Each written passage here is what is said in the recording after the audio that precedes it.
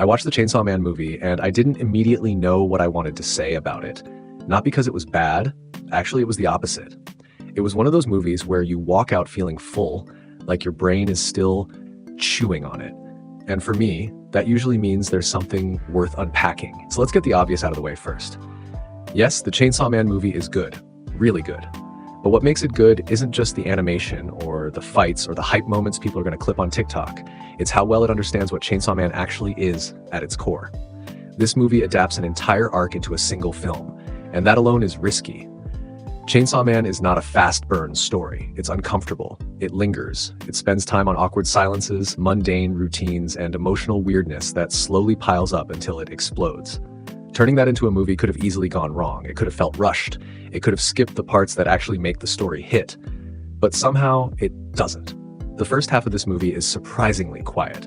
There's action here and there, but the focus is clearly on Denji as a person. And that's important because Denji isn't a traditional protagonist. He's not driven by honor or destiny or some big moral code.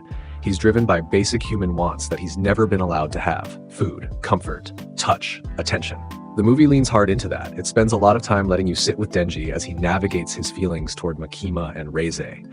And this isn't framed as a simple love triangle. It's framed as emotional confusion. Makima represents this unreachable ideal that Denji has been chasing since the beginning. She's power, control, and validation wrapped into one person.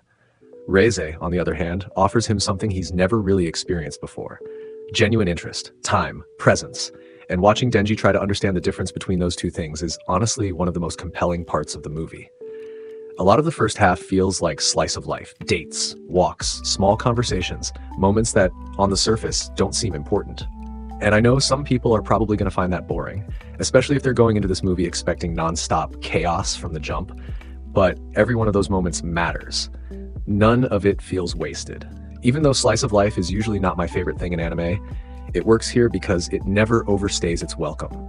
The movie knows it has limited time, so every quiet moment is doing something. It's building attachment. It's making you care about Reize. It's letting Denji feel something normal, even if only briefly, and that's why the emotional beats land. By the time things start to shift, you understand exactly what Denji stands to lose. Not in some grand, abstract way, but in a very personal, grounded way. You've seen him relax. You've seen him smile without forcing it. You've seen him start to imagine a life that isn't just survival. The movie also does a solid job of being approachable even if you haven't watched season 1.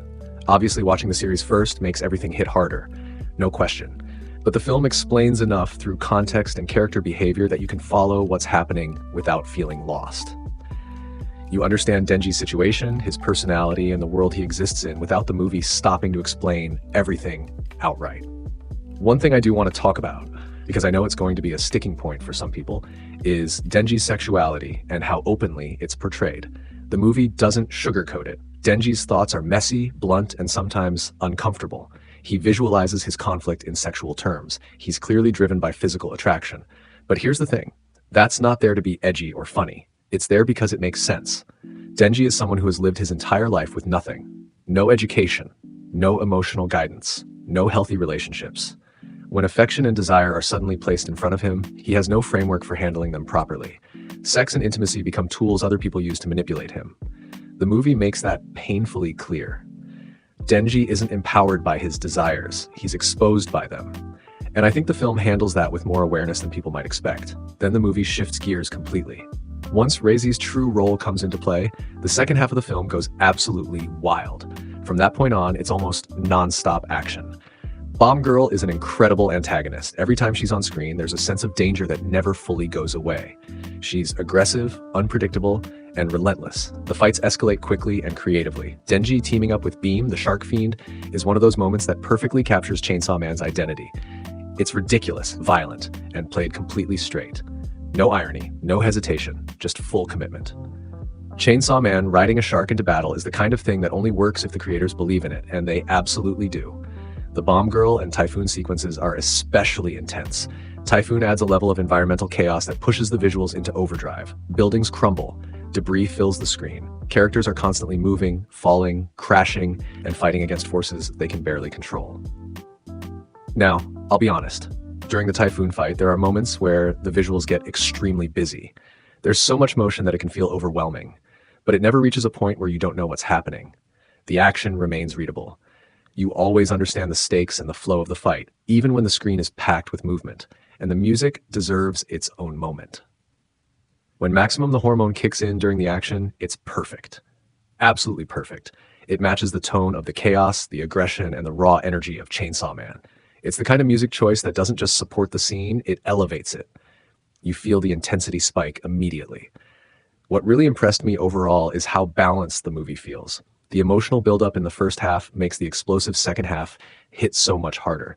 Without that setup, the fights would still look cool, but they wouldn't mean nearly as much. The movie understands that action without emotional context is hollow, so it earns its spectacle. By the time the credits roll, it doesn't feel like you just watched a long episode or a side story. It feels complete, like a full experience. One that respects the characters, understands the themes, and isn't afraid to slow down when it needs to. So yeah, the Chainsaw Man movie is genuinely great. Not just as an anime movie, but as a piece of storytelling. It proves that arc-based films can work when they're handled with care. It stays true to what makes Chainsaw Man special, and it delivers both emotionally and visually. If you're a Chainsaw Man fan, this is absolutely worth watching, and if you're not, this movie might actually be a solid entry point into the series. That's really it. It's just a damn good movie.